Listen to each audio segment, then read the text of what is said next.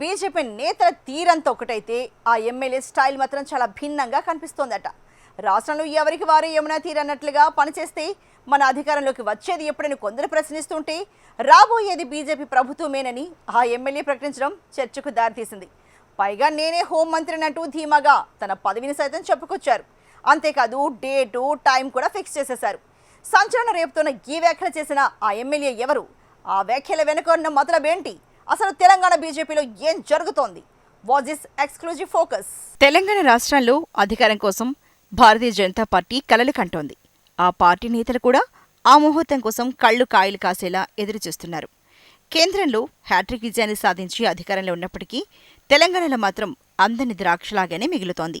2029 ఎన్నికల టార్గెట్గా కమలదళం కథనోత్సాహంతో పావులు కదుపుతోంది. గత ఎన్నికల్లో బీజేపీ నుంచి 8 మంది ఎమ్మెల్యేలు గెలిచి తెలంగాణ గడ్డపై కాషాయ జెండా రెపరెపలాడించారు. అయినా ఆ ఎమ్మెల్యేది తలోదారి అన్నచందంగా మారిందట. మరోవైపు ఆ పార్టీలో కొందరు నేతల మధ్య అంతర్గత విభేదాలు తలనొప్పిగా మారుతున్నాయన్న టాక్ లేకపోలేదు. ఈ క్రమంలో కొందరు ఎమ్మెల్యేలు ఒక అడుగు ముందుకు వేసి త్వరలో రాబోయేది తమ ప్రభుత్వమేనని కరాఖండిగా మనసులో మాట వెల్లడించేస్తున్నారు. ఇటీవల ఆర్మూర్ బరిలో బీజేపీ తరపున తొలిసారి ఎమ్మెల్యేగా గెలిచిన పైడి రాకేష్ రెడ్డి ఇదే తరహా కామెంట్ చేయడం హాట్ టాపిక్ అయింది. మొదట్నుంచి తనకు తాను కట్టర్ హిందూవాదిగా చెప్పుకునే రాకేష్ రెడ్డి అదే ఎజెండాతో ఒకంత దూకుడు స్వభావాన్ని ప్రదర్శిస్తూ ఉంటారు. తాజాగా అసెంబ్లీ వేదికగా ఆయన చేసిన వ్యాఖ్యలు తెలంగాణ రాజకీయాల్లో చర్చకు దారితీశాయి.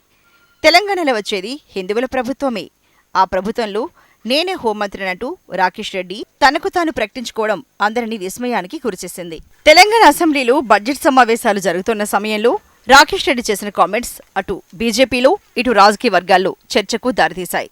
తాను హోంమంత్రి అయ్యాక ఎవరెవరి సమస్యలు ఎలా పరిష్కరించాలో అలాగే పరిష్కరిస్తానని చెప్పుకొచ్చారాయన. అసెంబ్లీ లాబీలో మాజీ మంత్రి హరీష్ రావుకు రాకేష్ రెడ్డి ఎదురుపడ్డారు. ఈ సందర్భంగా రాకేష్ రెడ్డిని హరీష్ పలకరించారు. ఏం తమ్ముడు, ఎలా ఉన్నావు అని హరీష్ రావు ఆప్యాయంగా అడిగారు. బాగానే ఉన్నానని నవ్వుతూ బదిలిచ్చిన రాకేష్ రెడ్డి త్వరలోని రాష్ట్రంలో హిందువుల ప్రభుత్వం వస్తుందని చెప్పడం సంచలనంగా మారిందంటున్నారు రాజకీయ విశ్లేషకులు. 2029లో ఏర్పడేది బీజేపీ ప్రభుత్వమేనని, అప్పుడు తాను హోంమంత్రిగా ప్రమాణ స్వీకారం చేస్తానని అన్నారు. అంతేకాదు ముందు వరుసలో నువ్వే కూర్చోవాలని హరీష్ రావుకు ఆఫర్ ఇచ్చేశారాయన. దీనికి హరీష్ రావు కూడా నవ్వుతూనే బదిలిచ్చారు. ఆల్ ది బెస్ట్ బ్రదర్ అని విష్ చేసి అక్కడి నుంచి వెళ్లిపోయారు హరీష్ రావు. అలా ఆ ఇద్దరి మధ్య జరిగిన సంభాషణ రాజకీయ వర్గాల్లో ఆసక్తికరంగా మారింది. అప్పట్లో హిందువులు కుటుంబ నియంత్రణ పాటించవద్దని పైడి రాకేష్ రెడ్డి పిలుపునివ్వడం పెద్ద దుమారమే చెలరేగింది.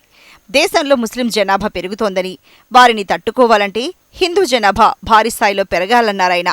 తాజాగా తెలంగాణలో రాబోయేది హిందూ ప్రభుత్వమేనని, తాను 2029 జూన్ 2న హోం మినిస్టర్గా ప్రమాణ స్వీకారం చేయబోతున్నట్లు ధీమా వ్యక్తం చేశారాయన.